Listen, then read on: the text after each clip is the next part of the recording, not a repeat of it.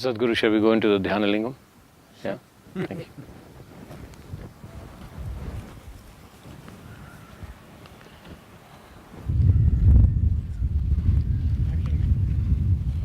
So Sadhguru, this is the biggest bull I've ever seen.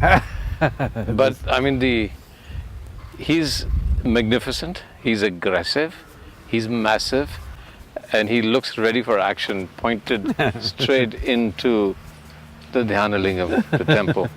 Tell me about him. This is Shiva's vehicle, his automobile parked outside. Do you expect him to ride some mild scooter? He rides a mean machine. Right. Okay. Can I touch him? Yeah. What's he made of? I mean, I can see this is metal, it's steel. See, this is a very unique way of making this. Each piece is not more than like 6 to 9 inches. Yeah. Small pieces all put together. Probably this is the only bull in a temple made like this.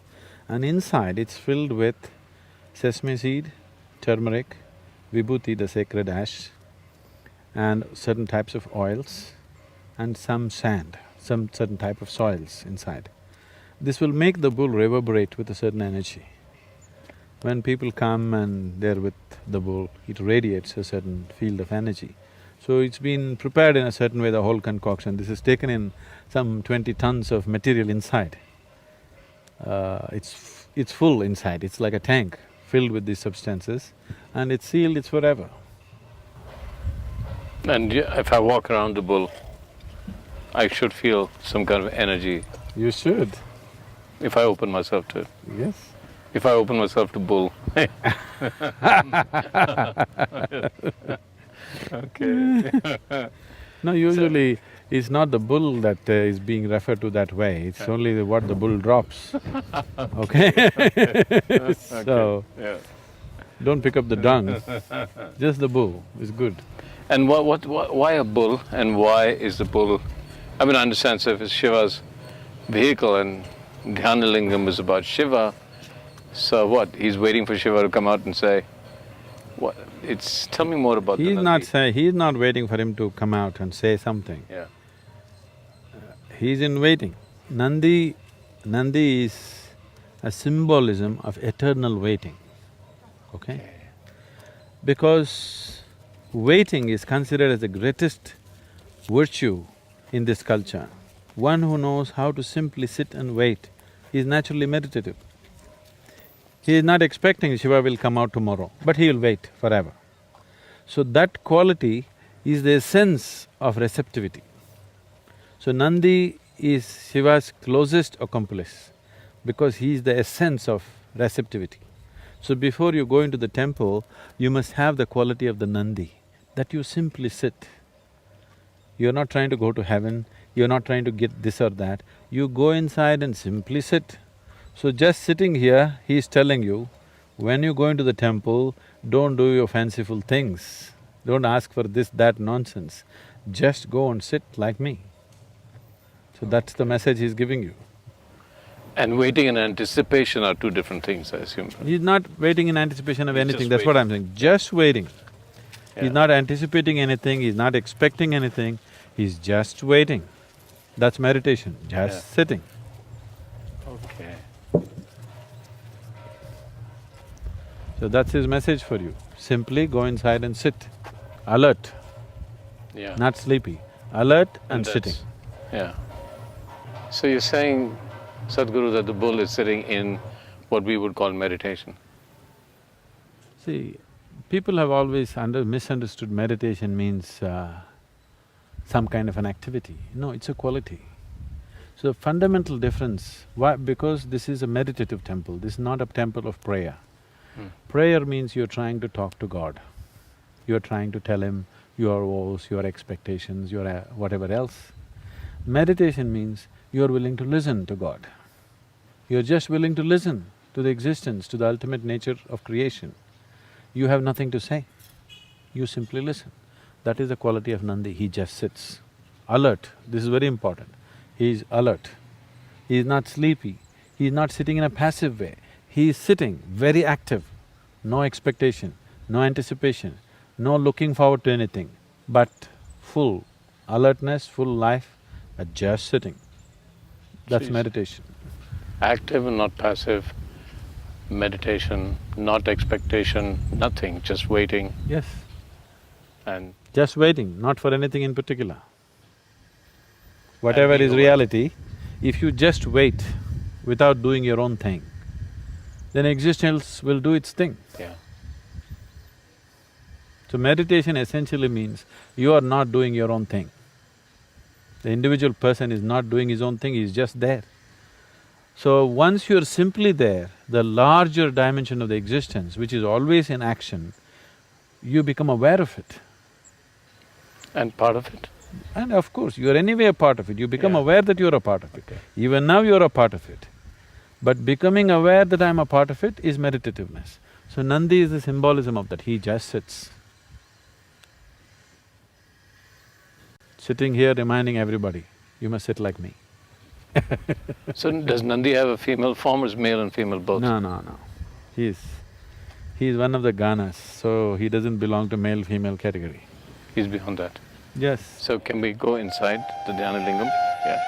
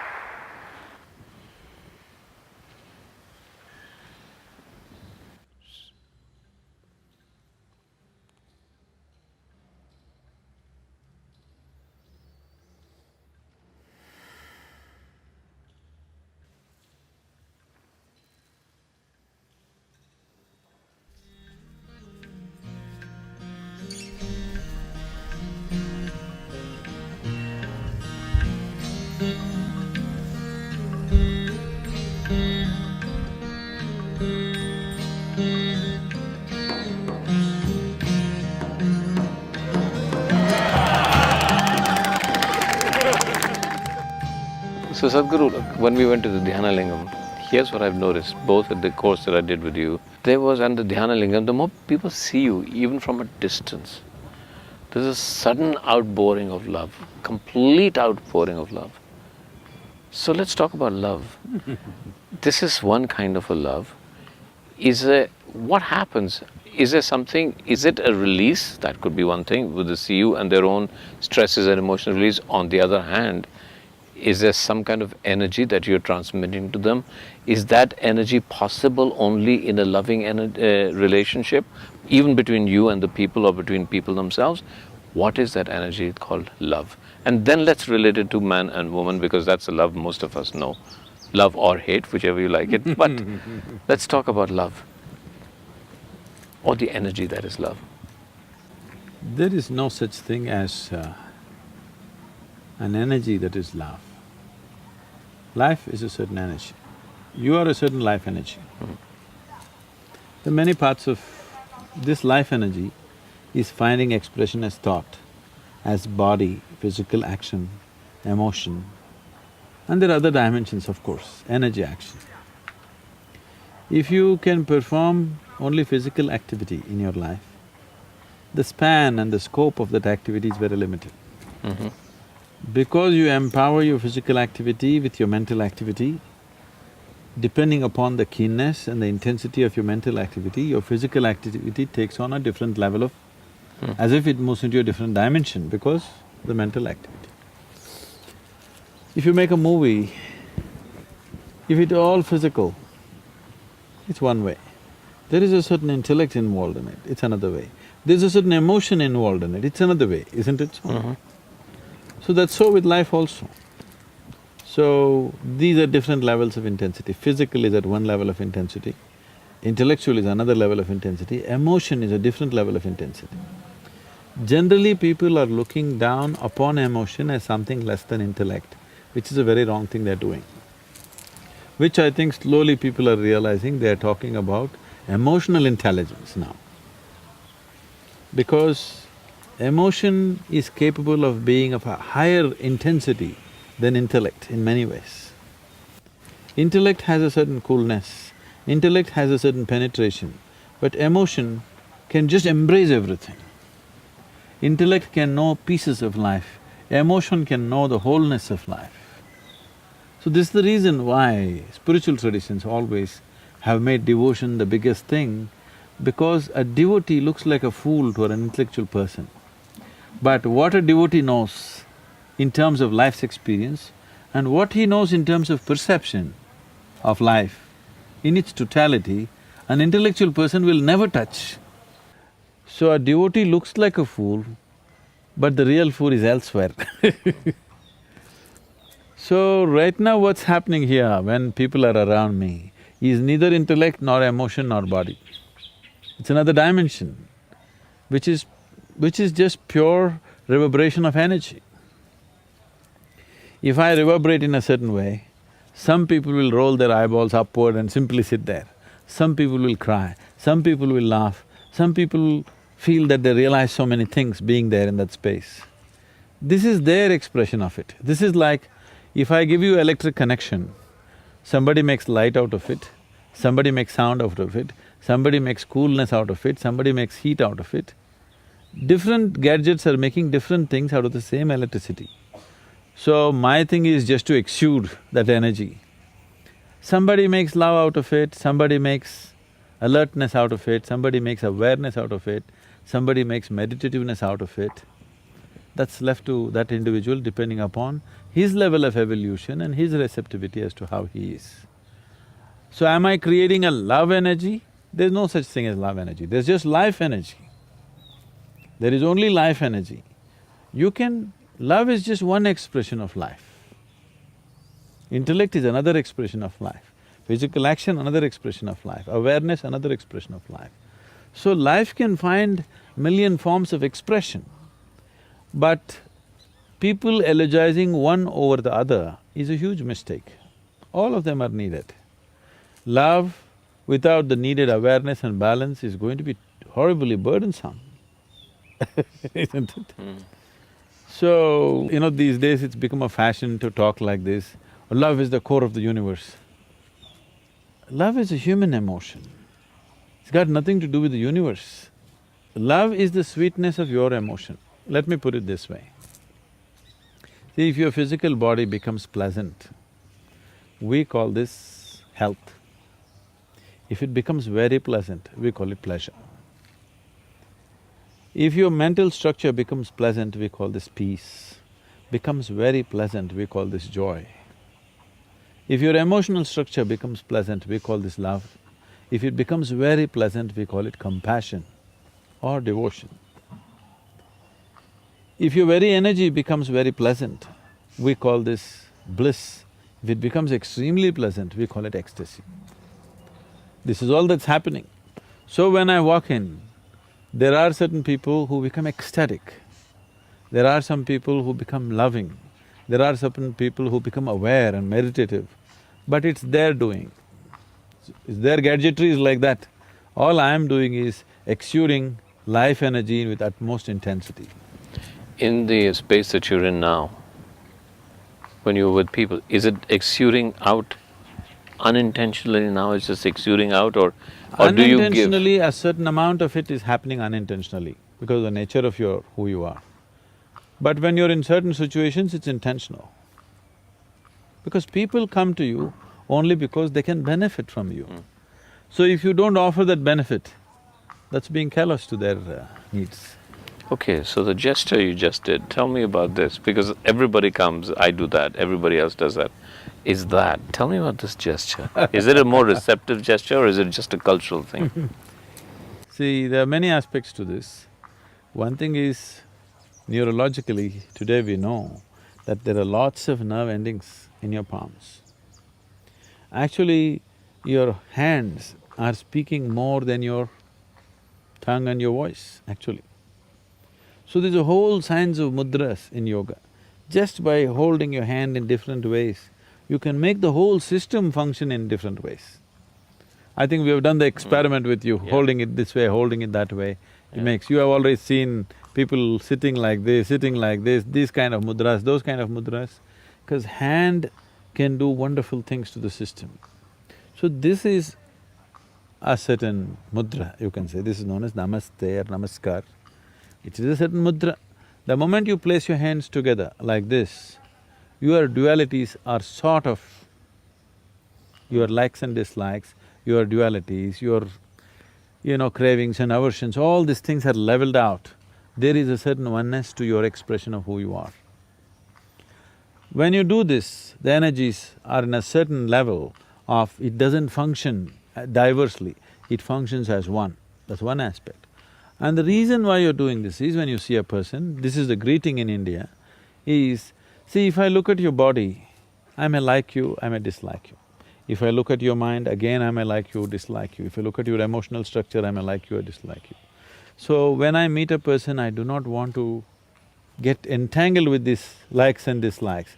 I do not want to get entangled with that being. The only intention of meeting a human being is either you can enhance his life or he can enhance your life. Or both of us are enhancing each other's life. Otherwise the people need not meet. It's better they're alone, isn't it? Yes. In some way you can enhance another human being's life, or you benefit another human being's… from another human being's life, it's worth meeting. Otherwise, it's better people are by themselves, they don't have to meet. And that's how the spiritual structures are. You're an ascetic, you don't want to meet anybody because you're into certain kind of things yourself. If you feel you can benefit by being with somebody, or they can benefit by being with you, you allow this. Otherwise, don't bother. You are not in compulsive need of company. Only those people who feel terribly alone or lonely when they're alone, they are in a compulsive need of company. So if you're feeling lonely when you're alone, it means you're in bad company, isn't it? Yeah. If you don't enjoy the company of this person, obviously you're in bad company. So you're looking for a better company. Sadhguru, in terms of the love that we know most and most talked about, and many books are written about it, and the largest discussed thing in this world is relationships. So let's just take one relationship that is causing more angst than anything else, is a man-woman love. Tell me about the nature of that, and why does it cause that much angst? And is there a potential spiritual dimension to the nature of a man-woman love? We've talked about feminine, masculine, male, female. Is there something we can find in a marriage that takes it beyond the stresses and strains of an everyday practical marriage? See, there is no such thing as man-dog love, man-woman love, man-mother love, man-son love, man-daughter love. There is no such thing. Love is just a certain sweetness of emotion. How you're arriving at it is the only question, isn't it? The method. Yeah. Now, we were looking at this, we do this because when you see a person, if you see body, mind, emotion, this, that, you tend to like, dislike, get entangled, all these things. So first thing is, when you meet a person, you identify his ultimate nature. There is a source of creation within him, that's why he is created. So the very source of creation within him, first you bow down to that. You're trying to establish a relationship with that because that's your aspiration with yourself also. You're repeatedly asking, who am I? So you're trying to find that answer everywhere. First thing, if you see whether that experience is there or not, you're cultivating the direction towards that. When I see you, I can say hi. Instead of that, I do this. Because first thing is, you refer to the source of creation in the person. then maybe we'll interact on different levels. If we like the intellect of the person, we talk to that. If we like the emotion of the person, we hug them. If if it's physical, it goes in a different direction, whatever. So the man-woman thing is a compulsive love affair. Nature is pushing you towards each other because nature is interested in only one thing, to perpetuating herself. If it somehow doesn't put a man-woman together, you and me wouldn't be here. So whether they love each other or not, that's not the question, they have to come together somehow, otherwise you and me wouldn't be born. So this is a compulsive need. This need is throwing people together to experience some sense of oneness. This is one love affair chemically supported by nature. Okay. All the other love affairs are not chemically supported by nature, it is just yours. But this is one love affair which is chemically supported by nature. For most of these love affairs, unfortunately, once the chemistry runs out, they wonder why the hell are they together. So before the chemistry runs out, you are supposed to establish a different level of conscious love affair, which is beyond the chemistry. If that doesn't happen, it turns ugly. So what is that love affair? That is a conscious love affair. Let's talk about that. And let's take it further. Is there a potential spiritual dimension to it? I'm not saying there has to be.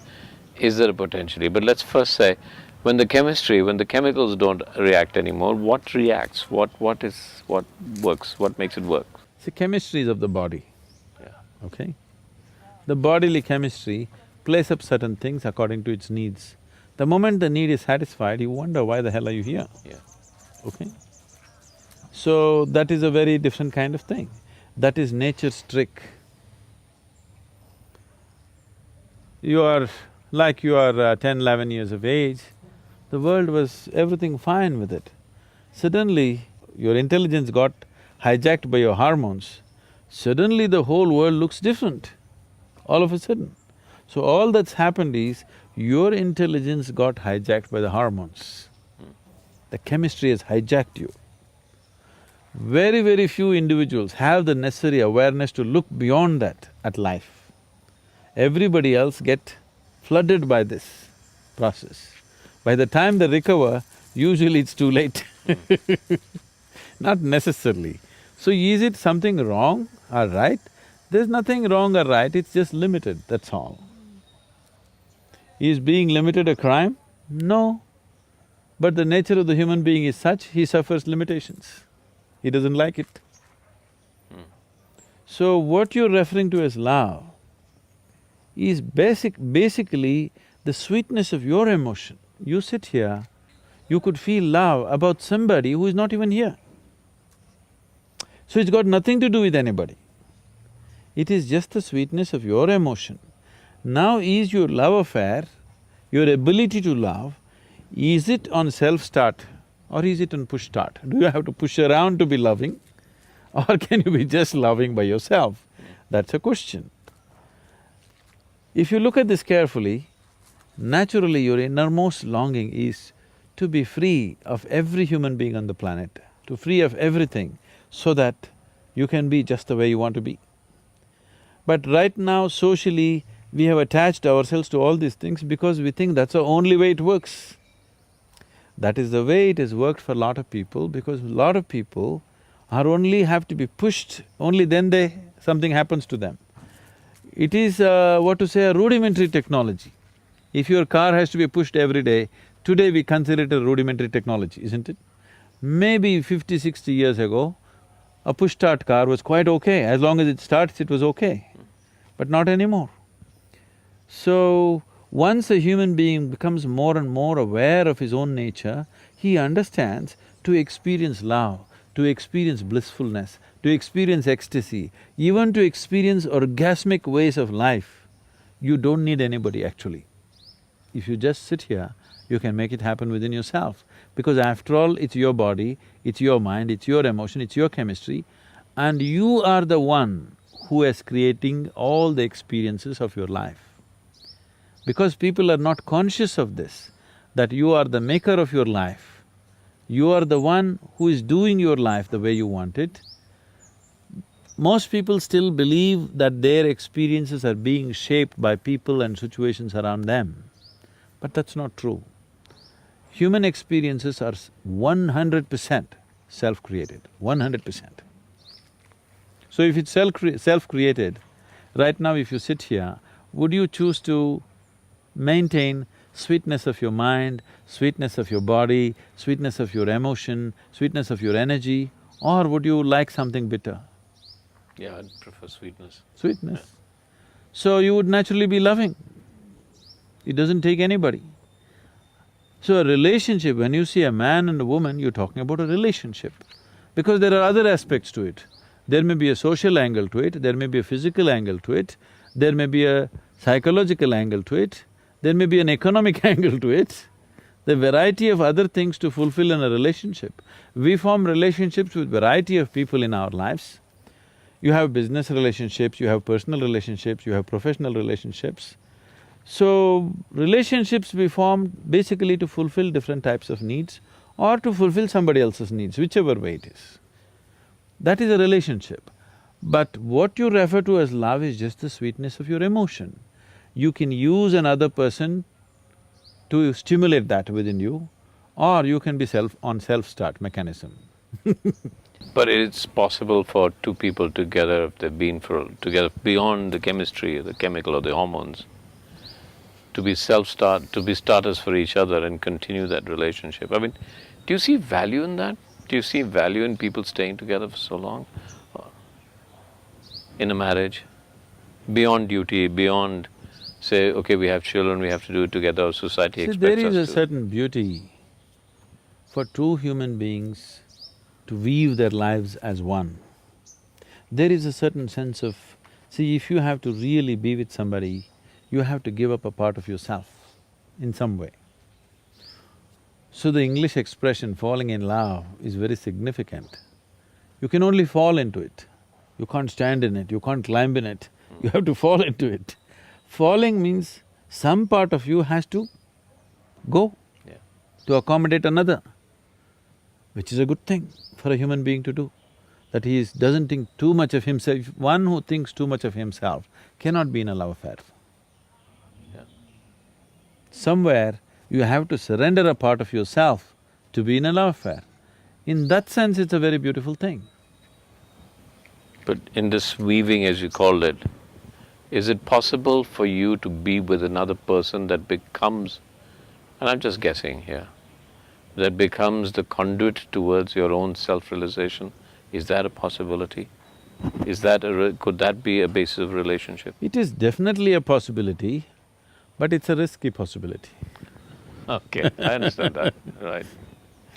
You may just get entangled and lost in so many complexities of a relationship rather than finding the ultimate nature. I'm not saying it's not possible, it's very much possible. So that is why in India, when we got people married, we tied what's called as a Mangal Sutra. Today it's just a thread, a ritualistic thread. But that's not how it originally started. There is a way of taking a strand of energy from you and your partner and tying it up in a certain way, so that beyond your logic, beyond your understanding, beyond your psychological, emotional and physical needs, somewhere deep inside two beings are tied together, two lives are tied together. So, lot of people cannot understand how these two people are together, because nothing seems to be common in them, but still they're like one, because on another level they're tied up. This can happen because of the physical proximity and the intimacy of the whole relationship, but even before you start it, we have a whole technology as to how to tie up two lives together. So we always said that this is a lifelong thing, you cannot break it. If you break it, you have to tear two lives apart. Because it was not just an arrangement, it was a kind of a union. If you listen to all the mantras chanted in the weddings, they're always talking about this, how these two beings are being welded together, okay? So anyway, you come from Bollywood, and there was a time 30 years ago, 25 years ago, every song was talking Janam, Janam, Janam. Now they're talking expiry date. Okay. So the whole context of relationships have changed, which I feel is sad, because the profoundness of being with another being has been lost in this. In the name of freedom, in the name of choice, actually you're becoming horribly compulsive. It's all about yourself. When it's all about yourself, you will not know the beauty of life. So these marriages which were done in a certain way was never about you, it was always about the other person. Both the people, if they think like this, it's about the other person, it's a beautiful place to be. If only one person thinks like that, it becomes exploitation. If both the persons don't think like that, it's just a compulsive relationship. Me trying to extract something from you, you trying to extract something from me. It's a conflict situation all the time. When we are through with our hormones, nature has very little use for us. Nature likes to reproduce itself, it likes all its components. When we're done with the hormones and we're done with the chemicals, why does nature give us the potential to still exist in this body if it's done with us, if we've done what nature required us to do? No, reproduction is just only one requirement, Okay. okay? Reproduction is not the whole of life. It is only one requirement. Nature compulsively wants you to reproduce because it wants to perpetuate itself. It is neither a good thing nor a bad thing. It is just a certain necessity of nature. See, suppose the whole world turned ascetic, then we would be forcing everybody to get married, isn't it? Yeah. I'm asking you this question with a very specific ideas because everybody today talks about, and everybody's confused about what health really is, because the messages coming across are so different. Health and longevity are the two things everybody talks around, and sometimes I feel when I look around myself that what is your value, A, living beyond a certain age, but B, living beyond a certain age, is there something inherent in us that actually could keep us healthy, or do we always need outside help from doctors and hospitals? Because if there was something inherent in us, then maybe I would believe that nature has an intention to keep us alive. Nature didn't have an intention to keep you alive, you would be dead. Even now, you're alive not because of the medicine that you're taking or the hospital consultation that you're having, not because of the health checkups, because nature still intends that you should live. The life process is capable of living, that's why it's living, not because of medicine it's living. Medicine can play around a little bit, cannot create life as such.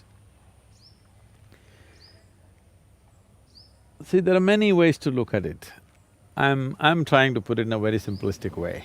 No, you don't have to. I'm simplistic enough, so don't worry. Because if there's no way to put it in a simple way, then say it the way you want, and I'll ask you the simplistic, naive question again. The thing is, this very body that you carry was created from within, isn't it? You provided raw material from outside, but the creation process happened from within. So obviously, the source of creation is within, or the manufacturer of the body is within. So if you have a repair job to do, would you like to go to the manufacturer or to the local mechanic? Okay, all right. If you have access to the manufacturer, that's the place you would like to go. Because a manufacturer knows much more about this machine than a local tinker, isn't it? But if you have lost access, then you have to deal with the local tinker. So, to generate health, trying to fix it from outside is a very effortful process. If you keep access to the innermost core, health will be a natural phenomena, it's not something that you have to manage. It's not at all something that you have to manage from outside, it's a very wrong perception. So the idea of spirituality being the staying in touch with your inner self and your relationship to all of existence naturally promotes health without you having to think about it. Is that true? See, today it is scientific knowledge, common medical knowledge, that every cell in the body is programmed for health. Okay. Naturally, it is programmed for health. If it is programmed for health, Why would it work against you? See, if you get an infection means it's kind of an invasion from external organisms. They need to be dealt with. It's a war situation. You need to do some chemical war on them and kill them and do whatever you have to do to recover from that situation. That's a different thing. But more than 70% of the ailments on this planet are chronic. That means they're self-created. They're created within your own body by your own system. Why would this system, which has an immense desire to exist and survive, would create ailment or something against itself? Somewhere some fundamentals have gone off, isn't it?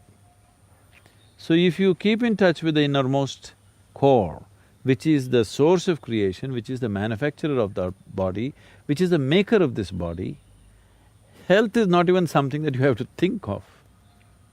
Too much… what I see is, especially as societies get affluent, health is I don't know, the way they're talking about health in the Western societies, it's like a full-time occupation.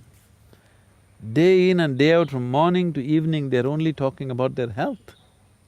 This is the major conversation everywhere, isn't it? And young, 25-year-olds, 26-year-olds Yes. are talking about, in a competitive way, I'm healthier than everybody else. Health is not something that you need to discuss or talk or aspire for. If you keep the system in a certain way, health, it exudes by its own nature. Would you describe that way as a meditative way? I would like to, but I would avoid the word meditation because it's so badly abused word. If I say meditation, everybody has their own ideas of what is meditation. So I would say, if you as much as know what it means to simply sit here, absolutely still, everything still within you, for 2 minutes in a day, you would be perfectly healthy.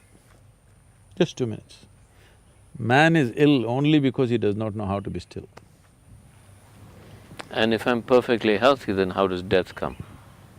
You must die healthy. You must live healthy and you must die healthy. So if I'm healthy, how will I die? Health has got nothing to do with death. Death will happen when your life energies lose their vibrance. They will lose their vibrance because right now they are vibrant in a certain way because of a certain software input. This software traditionally, we call this as prarabdha. Prarabdha means a certain dimension of your karmic information. It has a certain amount of information latched onto your life energy, so it keeps working in a certain way. Once this software has worked itself out, or that much information which is allotted is worked itself out, which is the prarabdha karma, then the energies start becoming feeble.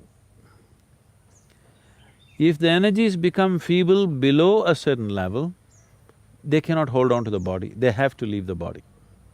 Or if it becomes intense beyond a certain body, it cannot hold on to the body.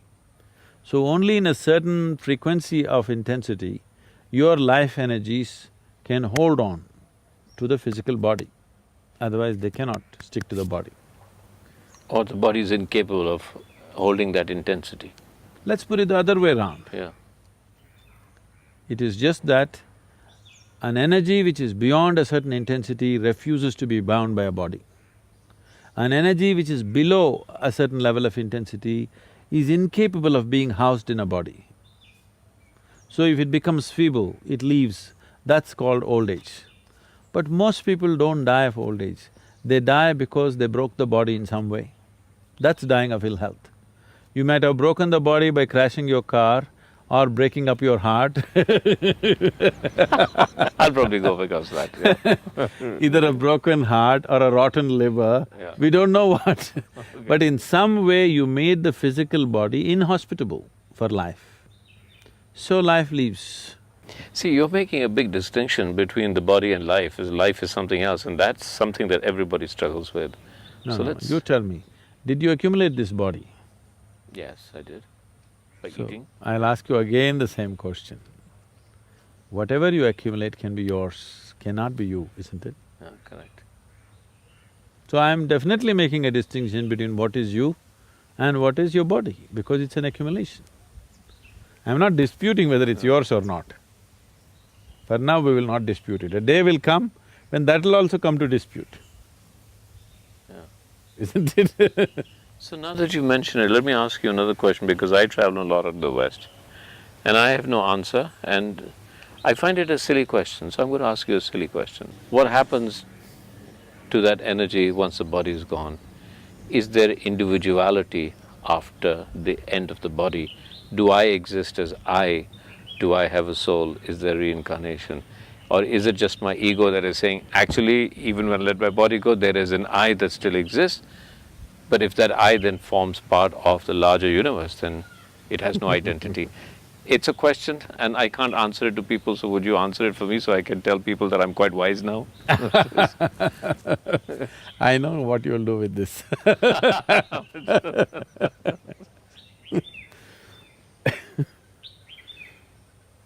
So, essentially you're saying you want to know what happens after death. Yeah, I'm So, just playing a more intellectual argument about it, that's all, but the fundamental question is that. what I would say is, some things you know best only by experience. Okay. Are you ready? Yeah. You're not ready for the experience. So you just want to know for entertainment. Maybe they make a movie on it, or just to talk in the next party that you're in. Yeah. It could buy you friends.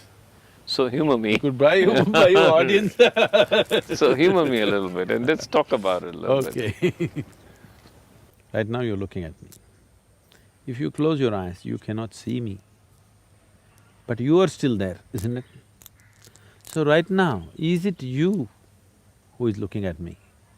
Or is it your eyes which are looking at me? So it's you who is looking at me. Yeah. Through the window of your eyes, you're Yes. looking at me. Yes. If you close the window, Yeah. do you still exist? I still exist. So, you are clearly saying you are much more than the body, isn't it? Right. But maybe that's my memory of you, of what I saw. No, not what you… whether you see my image or not, that's not the point. Hmm. But you are there, isn't it? I'm there, yes.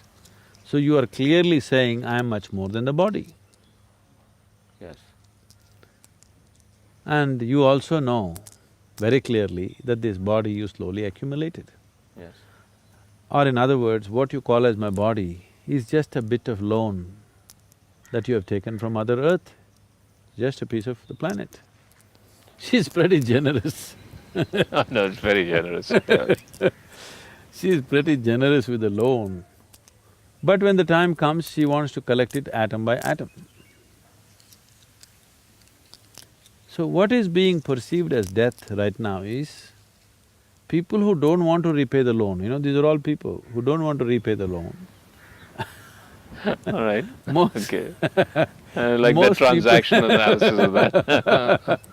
Most people who have taken loan, unless there is a law to compel them, they wouldn't want to pay back the loan. Right. It's a general social tendency in the world. Okay. So, you've taken a loan from the planet, you don't want to pay back. When the time to pay back comes, they're all terrorized. After all, you're just paying back a loan. But why the terror is happening is simply because you took a loan and after some time you thought, I am the loan. Right. Quite a ridiculous situation actually. I can see that. Okay. See, now I hold this pebble in my hand. Yeah. Initially I say, this is my pebble, I'm not willing to give it to you. After some time, I start thinking, this is me. Now when the time comes that anyway this pebble is going to be taken from me, I am being terrorized because I am being taken away. You are not being taken away. Only the food that you gathered, the piece of planet that you gathered in the form of this body, the planet is asking it back. If only you are aware this is only something I've accumulated, not intellectually. Every moment if you are constantly aware that I am not this body, this is just mine, all right. This is just a gathering. I've accumulated this, I'll use it, and when it's necessary, I'll drop it. If this awareness was there all the time in your life, death would be just change of clothes, isn't it? Yeah. It's actually more simple than that. So what happens after? Okay, I paid back the loan. The question is only willingly or unwillingly, but whichever way, the loan gets taken. So when the body is confiscated, if you're a yogi, you will pay it back gracefully. Yeah. If you are an ignorant person, they'll confiscate your properties because you're illegally holding it beyond a certain time, they'll confiscate. So what happens after? Your body, as you know it, physical body has to go to the earth because it belongs to the earth.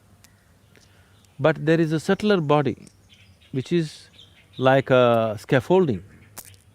Only because the subtle body is there as a scaffolding, you can build this gross body.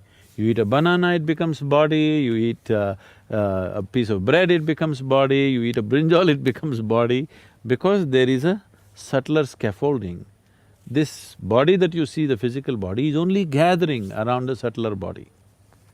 So when this body falls, the subtle body, which is generally referred to as etheric body or whatever else, is still on.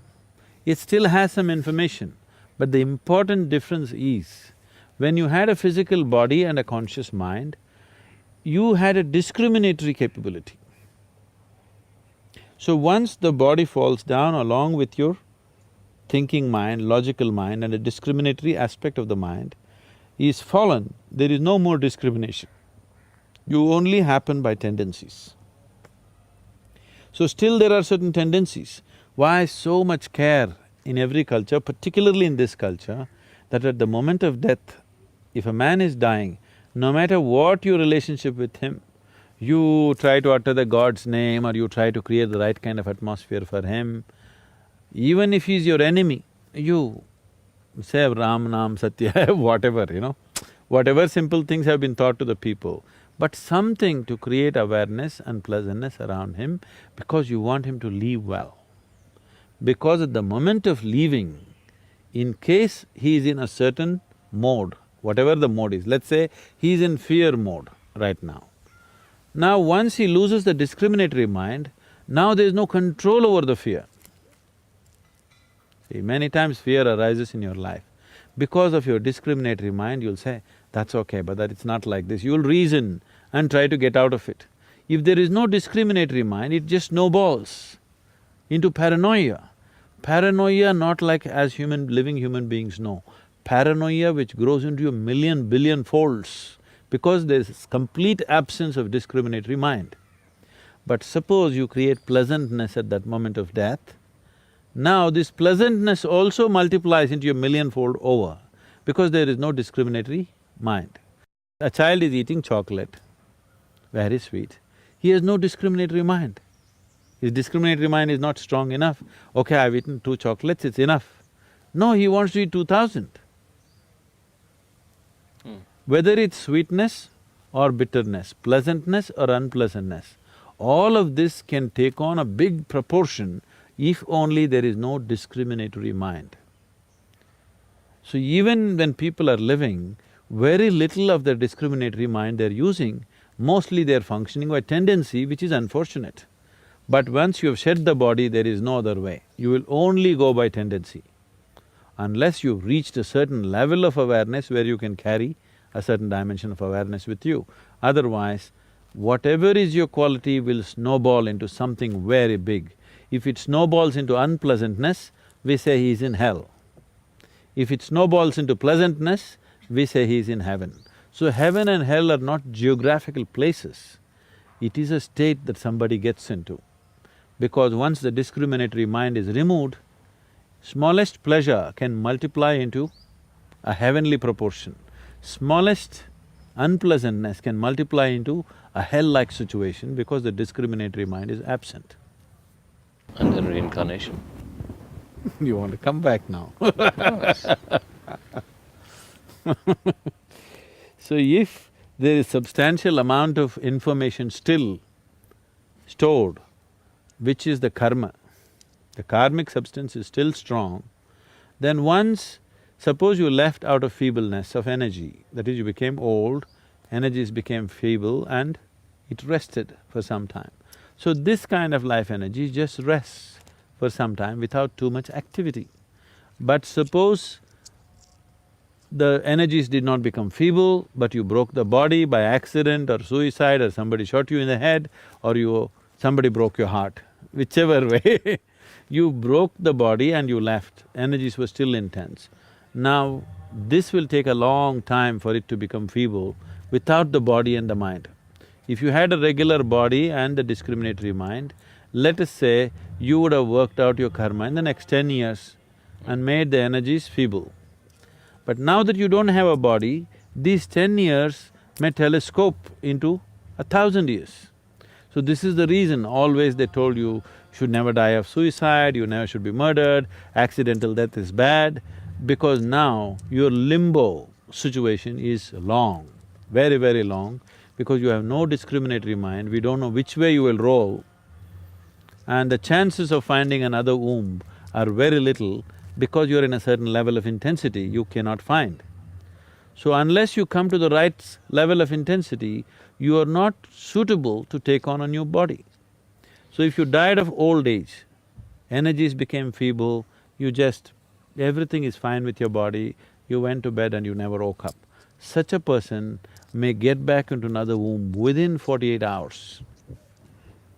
But a person who died by breaking his body, either by accident or otherwise, this person may take we don't know how long, depending upon what level of intensity and how much of the information is still there, unworked out. We are going into areas which needs much more elaboration if it needs to be properly understood. Speaking just like this is not good. That's why we always joke about it and skip, we never talk about it because it will lead to all kinds of imaginations. Yeah. Unhealthy imagination. Lead me to believe in spirits and ghosts. Yes. Yes, okay. Which is not needed. Not needed. Because then people every dark corner they see, they'll start seeing things. Yeah. And you can make horror movies and make money because a lot of people have wild imagination anyway. Or tendencies. No, they're all existing by tendencies, not by that is the whole difference. When we talk spirituality, we're essentially talking about moving from compulsiveness to consciousness. Functioning through tendencies to functioning through discriminatory process. That is the key from bondage to freedom. Okay. I understand why we need to change this topic, because it can get very… it is much more complex than we are talking about now. Yes, it's too simplistic the way I'm putting it right now. Yeah.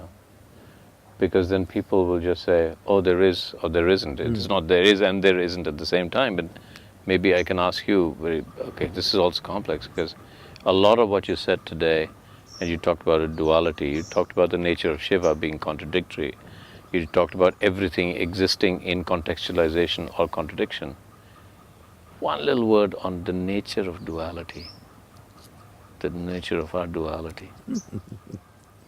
The interview is the basis of duality, because there are two. There's a question, there's an answer. This is duality. But actually there isn't. Only if you look at it on the surface, this is true. If you look deep enough, there isn't two. But if there wasn't two, there would be no interview. There would be no football game, there would be no marriage, there would be no nothing, okay? So the oneness of the existence is the basis, but the play is always dual. There's nothing wrong with duality as long as you know it's just a play. So if I was to create a character in a film called Universe, the universe would say, I'm one, but if I have to play, I have to be two. Yes. But then essentially I'm one. Yes. But I don't exist till I play, and therefore I have to be two. Without one taking more power than the other, because otherwise I would never get back to be one. See, that's the whole problem. The human mind is dualistic. So if you say there is oneness and then there is dual, immediately the human mind says, so oneness is ultimate superior, duality is a fallen state. This is the whole Adam and Eve story, okay? This is a rudimentary logic which is splitting the world into two. Yeah. One last question, Sadhguru. And I will not say this interview ends because I will come back for more. Because there can't be an end to this There's interview. no end to No, this. there is no end. And one last question, because I know people will say, well, why didn't you ask him about stress? And I'll say, well, because I don't understand. I cannot define stress. There's a lot of things that, a lot of the questions people ask me, and they will know that since I've been interviewing you, they say, but I know that we get addicted to keywords. But is there, I mean, is there a definition that we can assign to the idea of stress? I must tell you this. When I first went to United States a few years ago, wherever I went, everybody was talking about stress management. I really couldn't understand this. Because in my understanding, we manage things which are precious to us. Okay? Okay. Our business, our family, our money, our wealth, our children, we manage all these things because these are all things precious to us. Why would anybody manage stress? I couldn't get this. When this word was thrown at me everywhere, stress management, I said, why manage stress? It took me a while to understand these people have concluded that stress is a part of their life. Stress is not a part of your life. Stress is just your inability to manage your own system. Stress is not because of the nature of your work. The Prime Minister is complaining of stress, the chaprasi also complaining of stress. In between, every other person saying his job is stressful and unemployed are stressful. They don't have anything to do, that also they're stressful. So you're suffering your job, if I get you fired, will you be joyful? No. No. So stress is not about your job, obviously, isn't it? It is just that you do not know how to manage your body, how to manage your mind, how to manage your emotions, your energy, your chemistry. You do not know how to manage anything. You are functioning by accident, so everything is stressful. You get into your car without a steering wheel. Or you get into your car, if you turn this way, it goes in the opposite direction. You will be stressful, isn't it? Yeah. So right now that's a kind of mechanism you're driving without understanding anything about it. Just by chance you're going blundering through life, you will be stressful. So stress is not because of the nature of the activity that you're performing, not because of life situations. Stress is simply because you do not know how to manage your own system. What is stressful for you, somebody is breezing through it, isn't it so? Correct.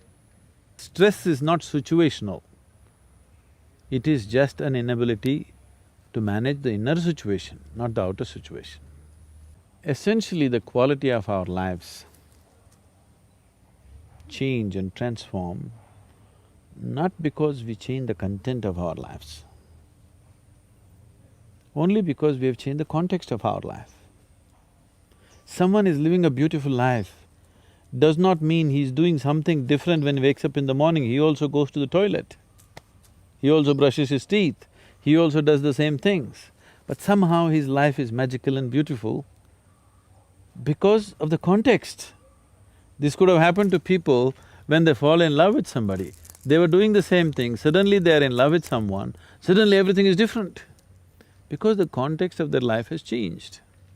But then once they fall out of it, again the context of their life changes and it becomes miserable. Now changing the context is something which is voluntary, which is just something that you can do willfully. Changing the content may not be possible as you will. Because to change the content of your life, you need permission from the situations in which you exist, isn't it? Yeah. But to change the context of life, you don't need anybody's permission. It is not at all situational.